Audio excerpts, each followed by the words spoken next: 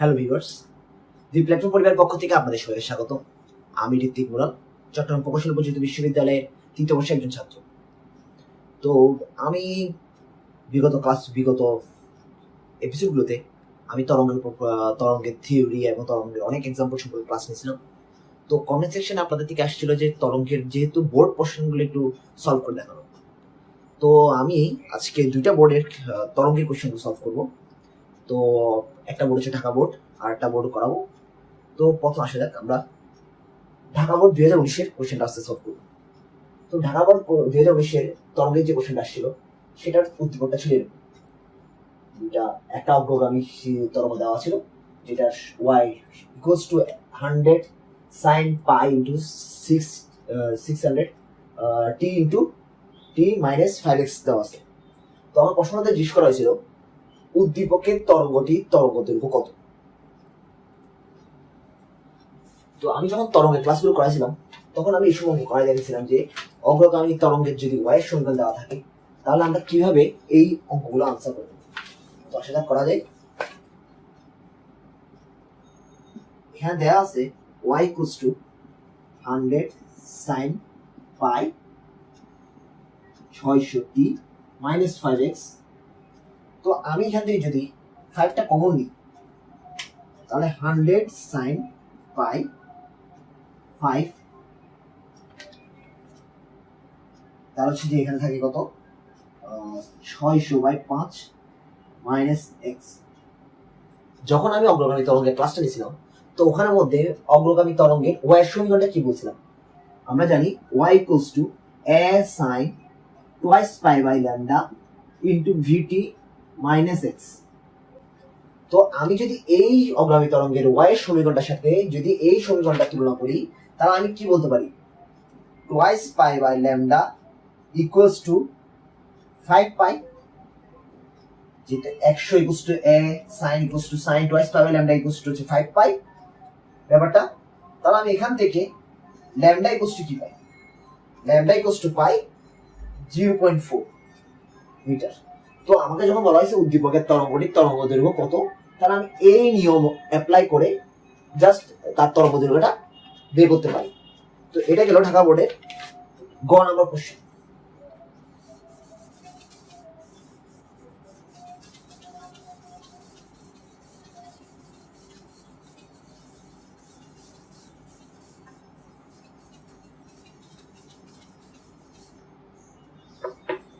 আমার ঘ নাম্বার কোশ্চেনটাতে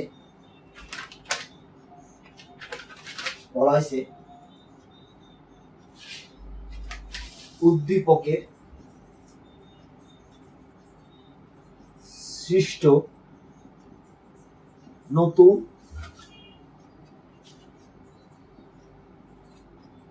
তরঙ্গটির সর্বোচ্চ বিস্তারে অবস্থান নির্ণয় করা সম্ভব কিনা। তো আমাকে ঘন প্রশ্ন জিজ্ঞেস করেছে উদ্দীপকের সৃষ্ট নতুন তরঙ্গটি। আসলে এখানে ব্যাপারটা আসলে কি, এখানে আমি দেখতেছি যে একটা অগ্রগামী তরঙ্গ সামনে দেখা যাচ্ছে যা একটা প্রতিফলনকে বাধা পায় এবং ব্যাক করে। তো এখানের মধ্যে যে নতুন তরঙ্গটা সৃষ্টি হয়েছে আমরা অবশ্যই জানি সেটা হচ্ছে স্থির তরঙ্গ, কারণ আমরা স্থির তরঙ্গের ক্লাসের মধ্যে বলছিলাম যে স্থির তরঙ্গ দুই উপায় হয়, সে প্রতিফলনকে বাধা পেয়ে অথবা হচ্ছে জাস্ট দুই বিপরীত দিক থেকে দুইটা অগ্রগামী তরঙ্গ একের উপর যদি উপর বাধিত হয়। তো এখানের মধ্যে তরঙ্গটা আমরা সর্বোচ্চ বিস্তার কেন নির্ণয় করবো অঙ্কটা আমরা করার চেষ্টা করি।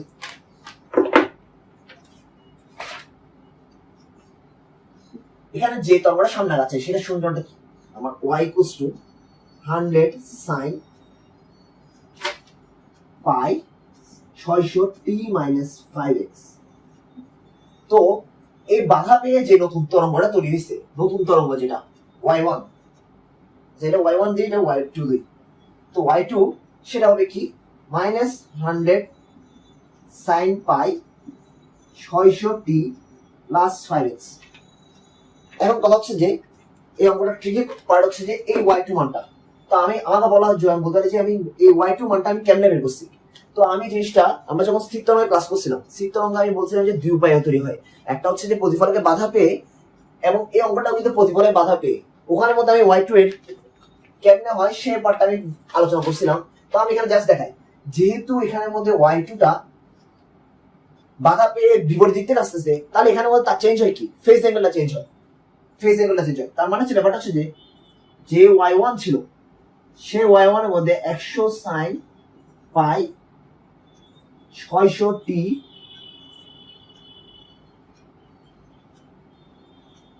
(5x) প্লাস 5, একটা 180 ডিগ্রি ফেজ অ্যাঙ্গেল চেঞ্জ হওয়ার কারণে প্লাস 5 হয়। এই প্লাস 5টা সাইনের ক্ষেত্রে, সাইনের কারণে এই প্লাস 5টা গিয়ে সামনে একটা মাইনাস সাইন বসে। এখন কথা হচ্ছে যে 5x এর সামনে প্লাস হবে নাকি মাইনাস।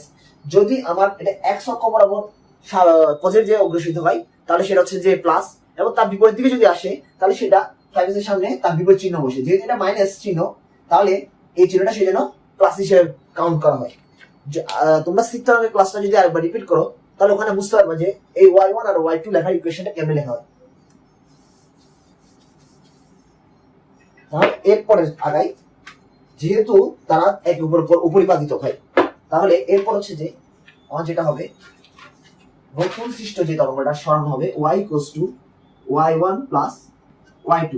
তো এখন আমি এই দুটাকে যদি যোগ করি তাহলে হয় 100 sin pi 600 t minus 5x plus minus 100 sin pi 600 t plus 5x। তো এটাতে আমি sin a প্লাস b আর sin a মাইনাস b সূত্র যদি অ্যাপ্লাই করি, তাহলে অ্যাপ্লাই করার পর যেটা পাবো সেটা হচ্ছে প্রথমে 100 কমন নিলাম, minus 2 sin 5 pi x dot cos 600 pi t। তো আমরা y = পাবো যে এই সূত্রটা, যেটাকে আমি একটা 1 নম্বর সমীকরণ হিসেবে ডিনোট করলাম। তো আমি এই সূত্রটা যদি ইয়া করি,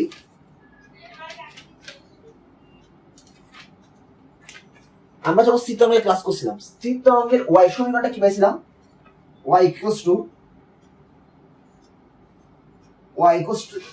আমরা যখন স্থির তরঙ্গের ক্লাস করছিলাম তখন স্থির তরঙ্গের y সমীকরণটা খুবই এরকম পাইছিলাম বা অনুরূপ পাইছিলাম। তো আমি এটা যদি স্থির তরঙ্গের অনুরূপ সমীকরণ হিসেবে চিন্তা করি, তাহলে আমি এখান থেকে কি লিখতে পারি, যে y = a sin omega t। তাহলে এখানে যদি সাইনের পার্টটা বাদ দিই, a sin ওমেগা t, তাহলে আমি এখানে a = কি লিখতে পারি, মাইনাস 200 sin 5 pi x।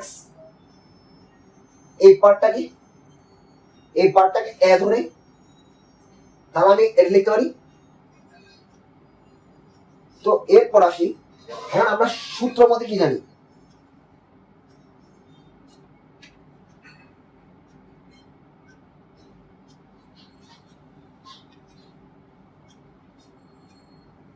বুঝা যাচ্ছে আমরা এখানে y এর যে সূত্রটা আছে সেটা থেকে আমি এখানে লিখতে পারি যে a = মাইনাস এই 100 এখানে গুণ হয়ে 200 sin pi x। এখন আমরা সূত্র মতে কি জানি, a = মানে টুয়াইস a sin টুয়াইস পাবে ল্যামডা ইনটু x। তো আমি এখান থেকে এর পরের লাইনটা যেটা লিখতে পারি সেটা হচ্ছে যে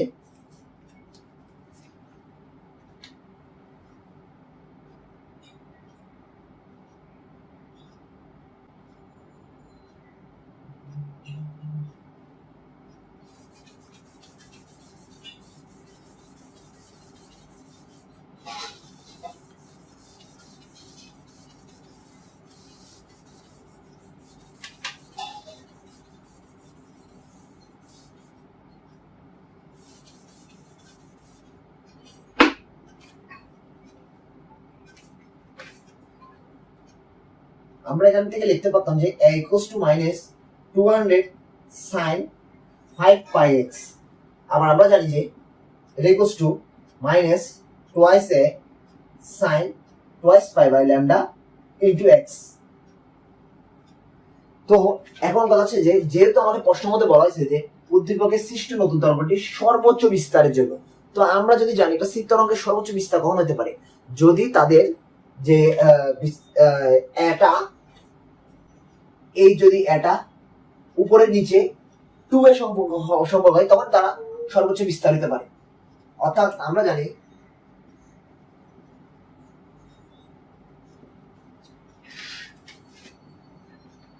সর্বোচ্চ বিস্তার হবে যদি তার a equals to plus minus twice a হয়। এটা হলেই তার সর্বোচ্চ বিস্তার হওয়া সম্ভব। তো এখানের মধ্যে আমি a equals to কি জানি, minus twice a into sine twice পাবে ল্যামডা ইন্টু এক্স।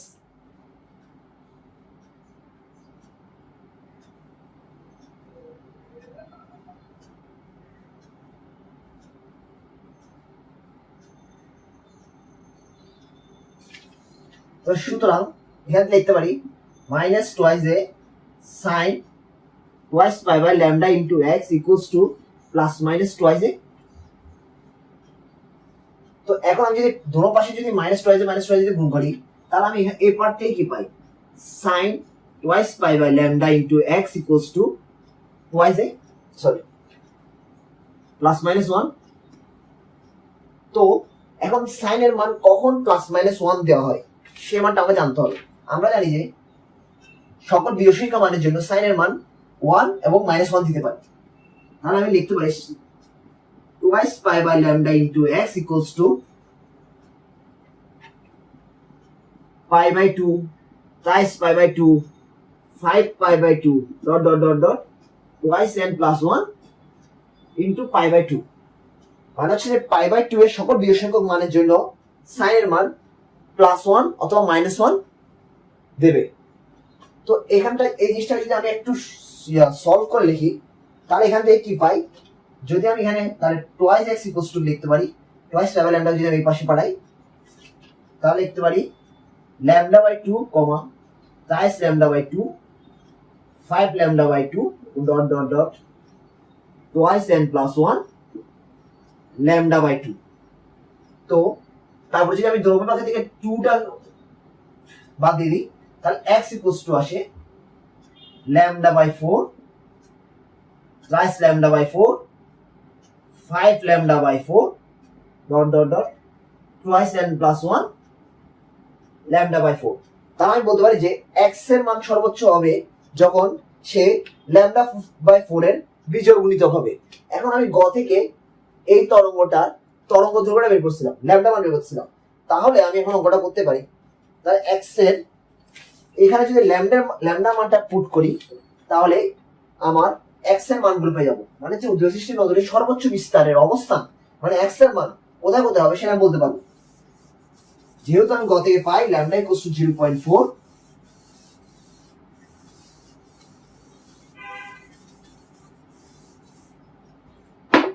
সুতরাং x ইকুয়ালস টু হবে 0.4 বাই 4 0.4 গুণ 3 বাই 4 0.4 গুণ 5 by 4 dot dot dot twice n plus 1 0.4 by 4 সমান 0.1 0.3 0.5 dot dot dot twice n plus 1 0.1 metre. তাহলে এইসব অবস্থানের জন্য আমার সর্বোচ্চ বিস্তার পাওয়া সম্ভব। আশা করি আমরা ম্যাথটা বুঝতে পারছি। তো এই ম্যাথটা ছিল ঢাকা বোর্ড 2019-এ। তো আমরা এখন ঢাকা বোর্ডের ম্যাথটা বললাম, তা আমরা এখন করবো রাজশাহী বোর্ড 2019-এর ম্যাথ।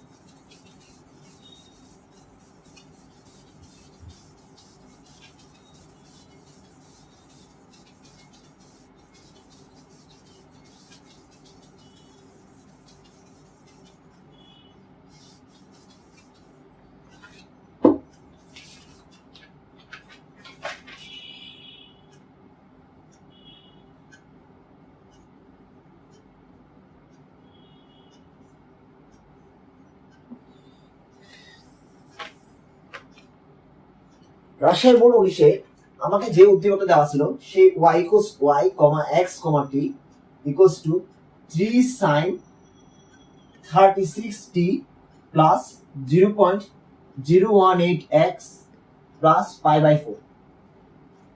তো আমাকে গ নাম্বারে যে প্রশ্নটা করা ছিল সেটা হচ্ছে পর্যায়কাল নির্ণয় করো।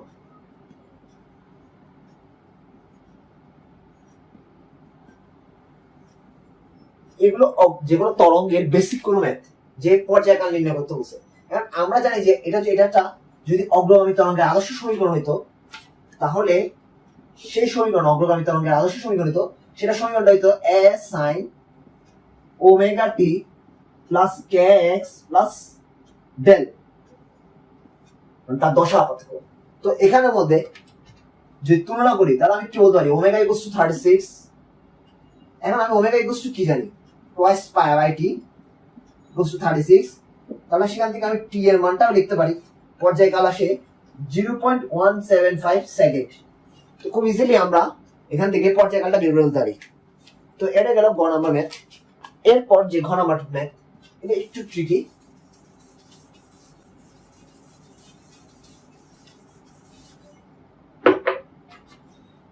ঘ নাম্বার ম্যাথটাতে আমাকে বলা হয় যে এটা এই সমীকরণটা ভিটি গ্রাফ আঁকো। আমাকে ভি আর টি দিয়ে একটা গ্রাফ আঁকতে বলছে। তো আমার প্রথমে ফাইন্ড আউট করতে হবে ভিটা। তো আমি কি জানি, যদি সরণকে সময় সাপেক্ষে যদি অন্তরীকরণ করি তাহলে আমি অবশ্যই তার ব্যাকটা পাবো। তো বি আমার কাজটা হচ্ছে যে ওয়াই এক্স কমা টি। আচ্ছা, এখানে আমাদের বলেছিল যে একটা যে পার্ট দেওয়া হয়েছিল যে এখানে এক্স ইকুয়ালস টু 0 ধরে করতে হবে। তাহলে 3 sin 36t plus 0.018x plus π/4, এখানে 0 বসালে আসে 3 sin 36t প্লাস 0 প্লাস π/4। তো এটাকে যদি আমি ডি ওয়াই টি এর সাপেক্ষে ডিফারেন্সিয়েট করি তাহলে আমার মানটা আসে কি 3 cos 36t প্লাস π/4 ইন্টু 36। তো আমরা জানি dy by dt equals to হচ্ছে যে আমার v। তো v equals to 108 cos 36t plus π/4। তো এখন আমি যে ভি এর গ্রাফটা আঁকবো, অবশ্যই সাথে আমরা গ্রাফটা ইকুয়েশন মধ্যে বুঝতেছি এটা হচ্ছে একটা কোসাইনের গ্রাফ। তো যেটা আদি দশা হবে π/4। তো এখন হচ্ছে যে এখন আমি যে কাজটা করব, এখান থেকে টি এর যেহেতু ভিটি গ্রাফ করতে বসে টি এর মানটা বের করার চেষ্টা করব। তা আমি এখান থেকে লিখতে পারি যে তার এ ইকুয়ালস টু হচ্ছে যে 108 আর ওমেগা ইকুয়ালস টু হচ্ছে যে 36। যেহেতু আমরা ভি ইকুয়ালস টু অগ্রগামী তরঙ্গের সূত্র থেকে জানতাম যে এটা হচ্ছে a cos omega t plus del, তাহলে হচ্ছে যে a equals to 108 omega equals to 36। এখন ওমেগা ইকুয়ালস টু যদি 36 হয় তাহলে আমি এখানে তাতে পর্যায়কালটা বের করতে পারি।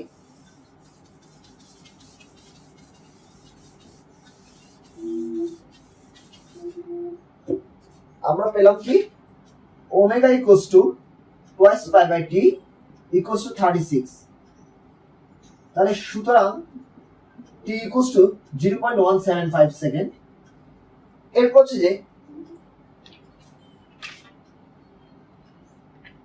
আচ্ছা আমার ওমেগার যে সূত্র ছিল, সরি ভি এর যে গ্রাফ ছিল 108 cos 36t প্লাস π/4। তো আমি এখানে টি যেহেতু গ্রাফটা করবো ভি ডি টি এর বিভিন্ন সময়ের জন্য ভি এর মানটা কত সেটা আমাকে জানতে হবে, তাহলে আমি গ্রাফটা প্লট করতে পারবো। তো আমি প্রথমে টি এর চারটা পার্ট যদি চিন্তা করি, যদি একটা গ্রাফের একটা গ্রাফ চিন্তা করি চারটা পার্ট চিন্তা করতে হবে। একটা হচ্ছে টি ইকুয়ালস টু 0, টি/4 সময়, আর একটা পুরো টি/2, আর একটা চাইস টি/4, আর একটা টি। এই কয়েকটা পার্টে আমি তার ভি এর মানটা কত সেটা নির্ণয় করার চেষ্টা করব। তাহলে টি ইকুয়ালস টু যদি 0 হয় তার ভি ইকুয়ালস টু কি আসতে পারে, এখানে টি ইকুয়ালস টু 0 আসবে, তাহলে cos π/4 এবং ক্যালকুলেটর 108 দিয়ে বসালে ভি এর মানটা আসে, সেটা আসে 76.37। তো টি এর ইকুয়ালস টু যদি t/4 হয় তাহলে ভি এর মানটা আমি জাস্ট টি এর মধ্যে যদি 108 cos 36 টি এর জায়গায় যদি আমি t/4 বসাই প্লাস π/4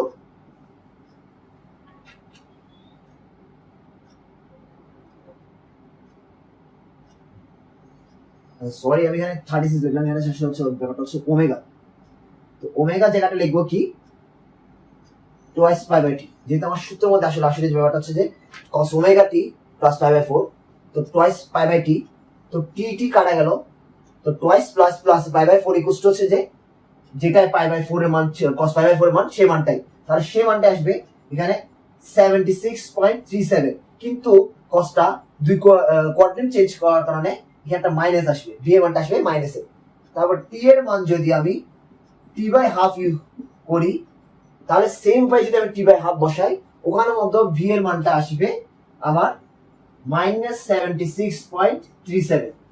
সেম উপায় যদি আমি টি এর মান ট্রাইস t/4 বসাই তাহলে ভি এর মানটা আসবে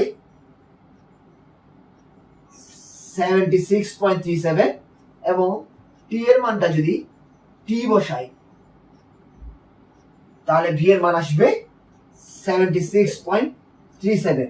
তো আমরা এই চারটা কোয়াড্রেন্টের জন্য মানে চারটা সময়ের জন্য ভি এর মানটা বের করলাম।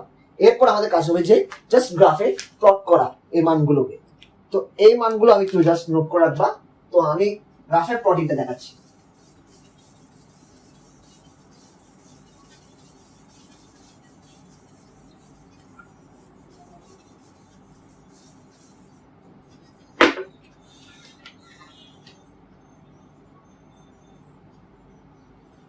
এটা আমার এই সাইড আমার ভি এর গ্রাফ, এই সাইড আমার টি এর গ্রাফ। তো এখানে 0, এটা হচ্ছে আমার ধরি t/4 সময়, তো এটা আমার t/2 সময়, তাহলে এখানে গিয়ে আমার ট্রাইস t/4, এখানে গিয়ে আমার টিটা শেষ হবে। তো আমি যখন আই করছি t = 0 সময়ের জন্য আমি ভি এর মানটা পাচ্ছি, যদি এখানে ধরে চিন্তা করি 76.37 হয় তাহলে এখান থেকে যে মানটা শুরু হবে, এরপর t/4 সময়ে গিয়ে ভি এর মানটা হয় -76.3।